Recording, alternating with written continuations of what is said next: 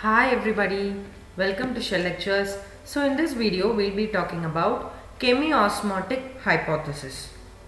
So the main aim of chemiosmotic hypothesis is synthesis of ATP. Okay, so synthesis of ATP is the main motive behind this complete process. Okay, so ATP is actually synthesized by means of proton gradient which is built up in this chemiosmotic hypothesis complete process. So that's what we are going to learn here. Development of a proton gradient across this membrane. So this membrane, that is this round color thing, it's thylakoid. It is the thylakoid membrane, and this part is the stroma and this part is the lumen of the thylakoid. This is the thylakoid membrane, this is the stroma of thylakoid, and this is the lumen of thylakoid. Okay. So now we have to know what are the three causes for this proton gradient to occur and how does ATP get synthesized by this chemiosmotic hypothesis. And we must know that proton accumulation here is occurring only towards the interior of the membrane, that is towards the lumen of the membrane, that we will be learning. So let's get into that. So we know that in the thylakoid membrane the splitting of water takes place. That is, we know that in chloroplast during that is light reaction, during light reaction electrons will be excited from photosystem 2 to an electron acceptor, and from that from there it will be going through the PS1 to the PS1 through the electron transport system, and a cycle like that goes on, right? So that is known as light reaction, and there splitting of water takes place in photosystem 2 so that electrons are replaced in PS2. So that splitting of water gives some H plus ions. So here you can see that the H plus ions are actually coming from there.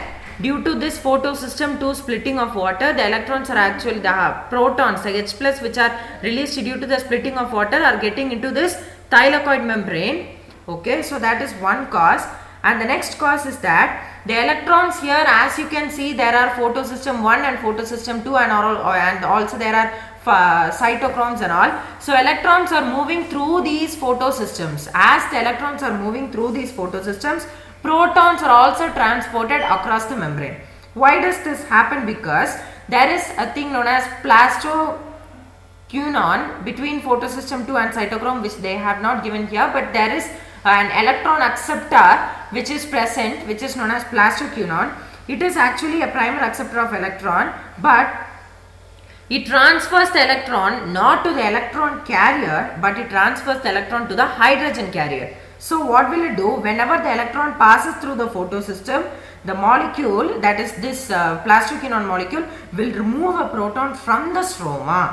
Okay, so it will remove a proton from the stroma when the electron is getting transported. Okay, so the proton which is removed from the stroma is sent into the lumen. Okay, so the electrons are actually going through the photosystems, and from the stroma protons are taken away and they are put into the lumen. That is the second reason for proton gradient to be set up. Okay, so this is the second reason. Now the third reason is NADP reductase enzyme, that we can see here in photosystem 1. The conversion of NADP to NADPH2 takes place. Am I right? In the stroma place you can find that NADP to NADPH conversion takes place, and for that an enzyme known as NADP reductase is responsible. So NADP reductase is responsible for the conversion of NADP to NADPH2. So along with the electrons, protons are also necessary which change NADP to NADPH2. So for this also the protons are removed from the stroma. So what happens? The proton gradient is set up due to these three reasons, and the protons in the stroma just reduce in number, and in the lumen they just accumulate and a proton gradient sets up. And then we have towards the down we have a site known as ATP synthase. As we can see here, there is CF0. F0 is there and F1 is there. F0 is there in the thylakoid membrane. It's embedded in the thylakoid membrane, and it's a channel which diffuses the protons. Okay, so from inside the protons it just diffuses the proton towards the F1. So F1 is actually present on the outer surface of the thylakoid and it faces the stroma.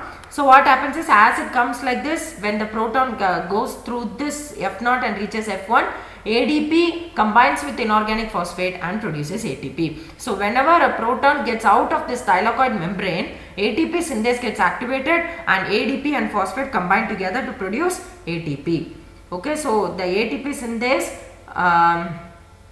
forms a lot of ATP molecules by this process. Okay, so for chemiosmotic hypothesis, we need a thylakoid membrane and we need a proton pump, we need a proton gradient very especially, and we need ATP synthase.